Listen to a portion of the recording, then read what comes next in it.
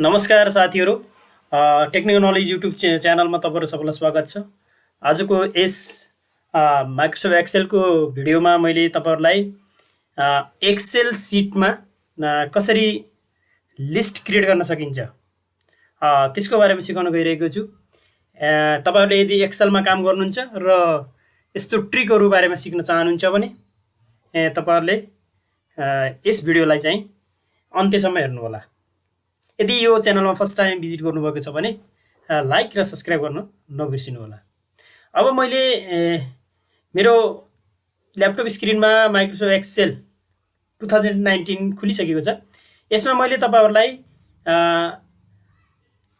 जो लिस्ट कसरी बनाइन्छ त्यसको बारेमा छोटो भिडियो बनाउन गइरहेको छु। सुरुमा मैले यसको छोटो ट्रिकहरूलाई बारेमा बताउँछु भने लास्टमा एउटा ओभरअल ट्रिकहरूलाई प्रयोग गरेर मैले भिडियो बनाउने छु, हेर्दै गर्नु होला। अब मैले एउटा फर्मेट टाइप गर्छु। इक्जाम्पल सुरुमा डेट लेखेँ मैले, त्यसपछि नेक्स्टमा लेखेँ मैले। जस्तै कहीँ पनि केही तपाईँ यदि सेल्सम्यान हुनुहुन्छ अथवा केही बेच्नु मतलब दुकान राख्नुभएको छ भने तपाईँहरूले डेली आफ्नो पेमेन्ट सिस्टम केबाट पेमेन्ट गरेको हुन्छ त्यसको बारेमा मैले देखाउन गइरहेको छु लिस्ट क्रिएट गरेर। डेट, त्यसपछि आयो पेमेन्ट, PAYMENT पेमेन्ट मेथड, त्यसपछि आयो एमाउन्ट, कति एमाउन्ट त्यहाँबाट गर्यो AMOU एमाउन्ट, त्यसपछि आएर रिमार्क। मैले यति नै अहिले फर्मेट राखेँ र यसको अलिकति फन्ट तपाईँहरूलाई हेर्नको लागि सजिलो होला। फन्ट यसको बढाइदिन्छु मैले 28 र यसको टेबललाई एडजस्ट गर्छु मैले, यस हिसाबले। पेमेन्ट मेथड ठुलो बनाउनु पर्यो, त्यसपछि एमाउन्ट अनि रिमार्क। यसलाई मैले सेन्टर गरेँ। यति भइसकेपछि यसलाई मैले अझ ठुलो बनाउन चाहन्छु। यसको कलर चेन्ज गरौँ, ओके। त्यसपछि बोर्डरमा गएर मैले अल बोर्डर गरिदिइसकेको छु है। यति भइसकेपछि यसलाई पनि हामीले मर्ज गरिदिउँ, एक्स्ट्रा भएछ, ओके। यति भइसक्यो साथीहरू। जो पेमेन्ट मेथड छ,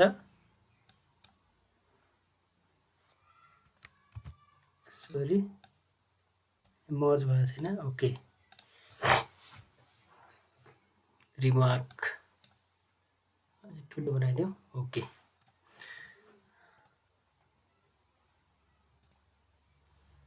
यसमा जस्तै इक्जाम्पल मैले डेट लेखेँ तपाईँको 2078, त्यसपछि 3 महिना 8 गते ट्याब गरेँ। यो सानो भयो कलम, तपाईँलाई स्क्रिनमा हेर्नको लागि मैले ठुलो बनाएको। पेमेन्ट मेथडमा जस्तै यहाँ हामीलाई कस्तो चाहियो भन्दाखेरि खल्तीबाट, ई सेवाबाट, गुगल पे, पेपल केदेखि पेमेन्ट गर्ने त्यो हामीले पटक यसमा टाइप गर्दाखेरि हामी बोरिङ हुन्छौँ। यहाँ एउटा check box drop down list create गरेर त्यो गर्न मैले सिकाउन गइरहेको छु। र डे वाइजको जो तपाईँको सेल्सको रेकर्ड राख्दाखेरि डेट हालेपछि पेमेन्ट मेथड त्यो टाइप गर्न नपरोस्, हामीले ड्रप डाउन लिस्ट तयार गऱ्यौँ भने त्यसरी काम गर्न सजिलो हुन्छ। त्यसको बारेमा सिकाउन गइरहेको छु। इक्जाम्पल मैले यस पेमेन्ट मेथडको यो जग्गामा मैले ड्रप डाउन लिस्ट तयार गर्दैछु। यसको लागि सबभन्दा पहिला तपाईँले सेलमा क्लिक गर्नु जहाँ तपाईँले ड्रप डाउन लिस्ट बनाउनु छ। यति गरिसकेपछि जो मेनुमा माथि मेनु बारमा हेर्न सक्नुहुन्छ, मेनु बारमा जो डाटा लेखेको छ त्यो डाटामा गएर क्लिक गर्नुहोस्। डाटामा क्लिक गरिसकेपछि यहाँ विभिन्न किसिमका अप्सनहरू आउँछन्। त्यसमध्ये तपाईँले एउटा अप्सन छ यहाँ डाटा भ्यालिडेसन भन्ने, यहाँ हेर्न सक्नुहुन्छ तपाईँले। डाटा भ्यालिडेसन भन्ने जो बटन छ त्यसको आई बटनमा तपाईँले क्लिक गर्नुहोस्।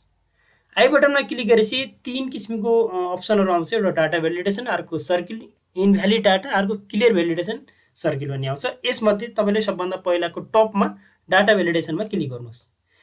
डाटा भ्यालिडेसनमा क्लिक गरिसकेपछि तपाईँलाई डाटा भ्यालिडेसन इन्टरफेस खुलेको हुन्छ। यसमा 3वटा ट्याब हुन्छ, setting, input, message, error alert. यसमा मैले तपाईँलाई अहिले सिर्फ लिस्ट क्रिएट गर्न सिकाउन गएको छु। त्यस कारणले हामी जो एलो गरेको छ त्यसमा एनी भ्यालु छ त्यसको पनि ड्रपडाउन लिस्टमा क्लिक गरौँ। यति गरिसकेपछि यहाँ धेरै प्रकारका अप्सनहरू छन्, त्यसमध्ये तपाईँले लिस्ट जो अप्सन अहिले हाइलाइट भएको छ तपाईँले देखिसक्नु भएको छ, यसमा क्लिक गर्नुहोस्। क्लिक गरिसकेपछि जो सोर्स छ, सोर्सको ठाउँमा तपाईँले कुन कुन पेमेन्ट मेथडदेखि तपाईँले लिस्ट बनाउन चाहनुहुन्छ त्यसलाई यहाँ तपाईँले टाइप गर्नुपर्ने हुन्छ। इक्जाम्पल मैले लेखेँ ई सेवा, त्यसपछि कमा गर्नुहोस्। कमा गरिसकेपछि खल्ती, त्यसपछि मैले लेख्छु पेपल, त्यसपछि मैले लेखेँ गुगल पे। यति गरिसकेपछि जतिवटा सोर्स, जतिवटा तपाईँले ड्रपडाउन लिस्ट बनाउनु छ त्यति तपाईँले यहाँ कमा गर्दै लेख्दै गर्नुहोस्। त्यसपछि तपाईँले यसलाई ओके गर्नुहोस्।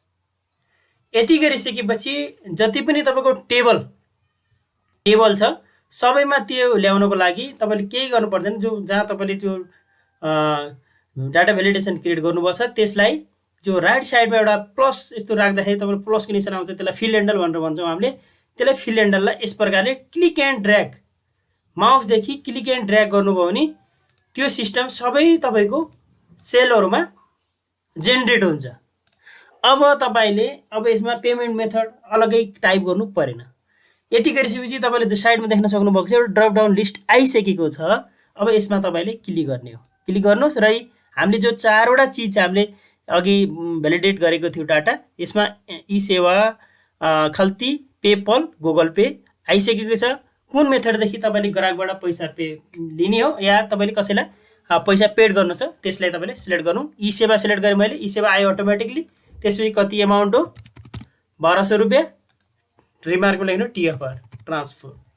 यसै प्रकारले अर्को डेट लेख्नु तपाईँले, जस्तै भोलिको डेट लेखौँ 4/8/2078 गरौँ। अब त्यसमा हामीले कुन मेथडदेखि हामीले Google pay, example Google pay गरेँ मैले, अनि गुगल पेबाट 120 रुपियाँ ट्रान्सफर गऱ्यौँ हैन, ट्रान्सफर। यति गरिसकेपछि फेरि अर्को तपाईँले डेटमा लेख्नुहोस्, कुनै पनि डेट हालिदिनुहोस् तपाईँले, 5 त्यसपछि 2078 गरेँ मैले। त्यसपछि अहिले गुगल पे नभएर मैले तपाईँको खल्तीदेखि पेड गर्छु 1000 रुपियाँ ट्रान्सफर। अब लास्ट एउटा मैले हाल्छु 6 गतेको डेट 8/78। त्यसपछि मैले गराउँछु यहाँ पेपलदेखि 500 रुपियाँ ट्रान्सफर गरेँ। यति गरिसकेपछि अब मैले तपाईँले डेली जो बिजनेस को रिपोर्ट बनाउनु पर्ने हुन्छ, त्यति बेला चाहिँ यो काम लाग्ने छ। यसमा हामीले टोटल सम दिनुपर्ने हुन्छ। यसको लागि is equal to sum brackets beginning, त्यसपछि तपाईँको इज टु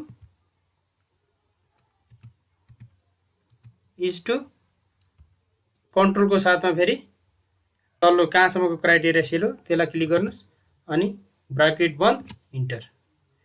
तपाईँले यहाँ हेरिसक्नु भएको छ यो अटोमेटिक। अब यहाँ फर्मुला हाम्रो सेट भइसकेको छ। यसको मैले फन्ट बढाउँछु तपाईँलाई हेर्न सजिलो होस्।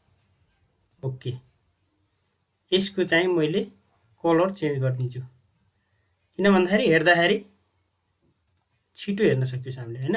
इक्जाम्पल यो टोटल हो, यसको फन्ट मैले गरिदिएँ 30। अब तपाईँले यहाँ हेर्न सक्नुहुन्छ, यदि ई सेवाबाट तपाईँले 1200 रुपियाँ गर्नुभएको थियो, अनि गुगल पेदेखि 120 रुपियाँ, अनि खल्तीबाट 1000 रुपियाँ, पेपलदेखि 500 रुपियाँ। यो अब तपाईँको यदि तपाईँले यहाँ खल्तीदेखि नभएर कुनै अर्कोबाट पनि तपाईँले सिलेक्ट गर्न सक्नुभयो, 1000 को ठाउँमा तपाईँले 2000 गर्नुभयो भने अटोमेटिकली यहाँ के हुन्छ तपाईँको यहाँ यसको सम अटोमेटिकली जोडिएको हुन्छ। आजको यस भिडियोमा मैले मेन तपाईँहरूलाई यो ड्रप डाउन लिस्ट बनाउन मेरो सिकाउनु थियो उद्देश्य। सायद यो भिडियोमा तपाईँहरूलाई केही बेनिफिट भयो होला, सिक्नुभयो होला। यस्तै प्रकारले तपाईँले कुनै पनि कुरा सिक्न चाहनुहुन्छ टेक्निकल सम्बन्धी भने यस च्यानललाई हेर्न चाहिँ नबिर्सिनुहोला र सब्सक्राइबर चाहिँ गर्न पनि नबिर्सिनुहोला भन्दै आजको यस भिडियोदेखि म बिदा हुन चाहन्छु। नमस्कार।